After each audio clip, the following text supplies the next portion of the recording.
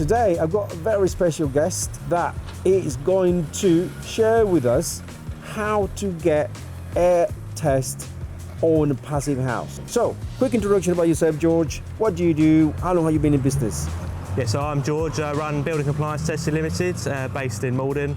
We're doing air tightness, sound insulation and ventilation. Been doing it for about 8 years. Specialise in jobs like this specifically, passive house, the small little builders we like to work with, build the rapport. Got a nice timber frame sit panel job here that we've been working on with Jay.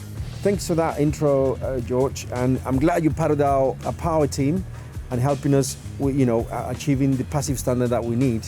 So, great opportunity for us to share with our audience what steps we need to follow to get this right. Okay, so any tips that you can share with our audience on how to get this test right, ideally on the first go. We're going to show you exactly what we did inside in a minute. But just like before you came here, for instance, what a developer should take into consideration to get it right. Well, first of all, it's a passive house. So it's different to standard building regulations. For air tightness, we have to have the 2 tests. They're slightly different, passive house and building regulation. So, crux of it is really, get your architect on board, your passive house designer. At the same time, when you're having those conversations, you need to be thinking about air tightness in your design. Forming that air barrier, having consultations with the specialist, with an air tightness tester and a consultancy to have a look at design stage. From there, once we get off the ground, inspections ideally, consultations, having a look around. Also, we recommend 3 air tightness tests, 1 at first fix, 1 middle road and 1 at completion.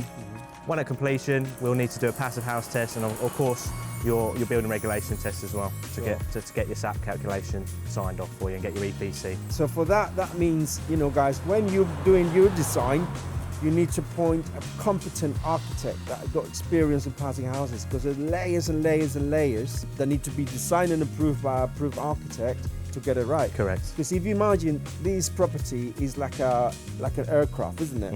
Which is sealed, okay, and the NVHR system is going to circulate the air. And if that is not working properly and it's got gaps, it's not going to be efficient. That's right. And it's not going to operate in the best in the best possible way.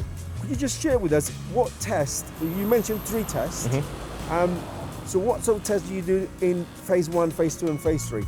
So they're all the similar type of tests, but what we're doing is we're diagnosing early doors if there are any design constraints that have caused issues or any construction related issues. So like today we've gone around all the windows, make sure they're taped and nice and sealed, that air barrier is consistent and throughout the property. In here we've got a room in the roof, so again, potentially weak areas, so we're doing a lot of investigation at the junctions of the tops of the walls, heads of the walls, and the ceiling. One other nugget for our audience, George.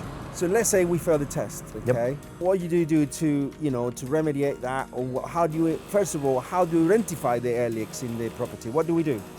So the first thing I'd say is don't panic. We're here to work together at the end of the day. We all want the same solution, the same product at the end of the day. We want quality, we just want to go in a systematic way.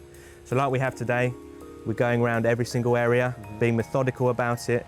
We use a smoke pencil. There are other methods. If we've got extreme air leakage or a failure, we can use smoke machines. In that instance, we're pressurising the dwelling.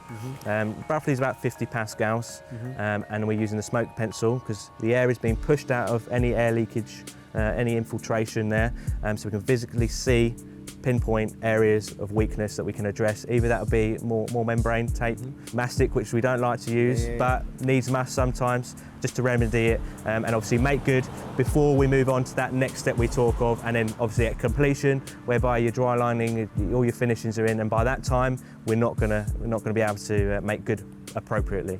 Key, guys, that we do this test just before or after the first fix. Because then you can remediate. Could you imagine doing this at the last minute, right? When you're done and dusted, then you're going to open up obviously cost. So there needs to be a systematic approach to this.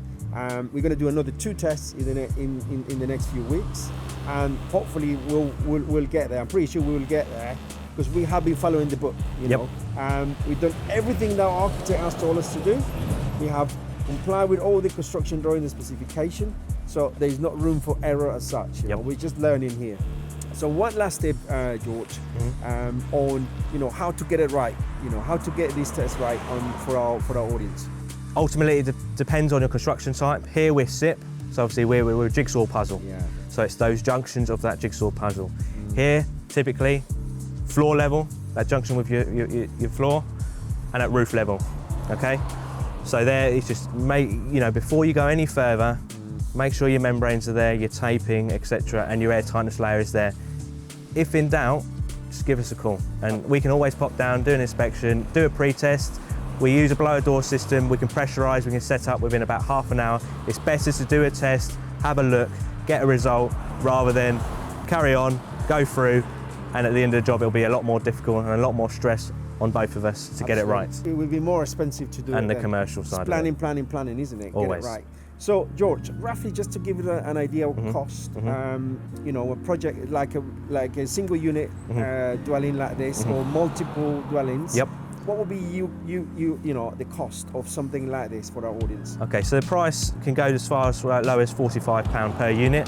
As this is a passive house, we have to do a pressurising and a depressurising. The methodology is slightly different. Right. Also, we have to calculate volumes as well as an envelope area. So the time constraints there, you're looking from about £250 upwards. If you're doing multiple units. Yeah. At the passive house, you would test as a whole. So if you're doing a block of flats, the whole building would be tested as a whole. Therefore, you'd be doing balance tests. So you'd have multiple fan units. Obviously, more guys, more labour, more time. Sure. The cost will go up. But for an individual dwelling like this, you're looking for per test about £250. Plus your building regulation test, of course. And on that note, lastly as well, what's the difference between the current building regulations for that test and the passive house test? Well, it's interesting because the regulations have just recently changed for building regulations. So we're now on to SAP 10. The methodology for air tightness has shifted slightly. We've got a new test standard called CIPC TM23 coming back into force. We follow the ATMA guidance, which is publicly available. We follow TSL 4 for passive house and the TSL1 document for new build dwellings. The difference between passive house and the building regulations, passive house we're looking at air changes per hour.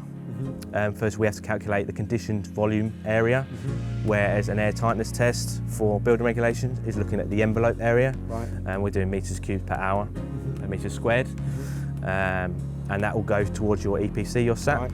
They are two different standards, which require two different result types with two different methodologies as well.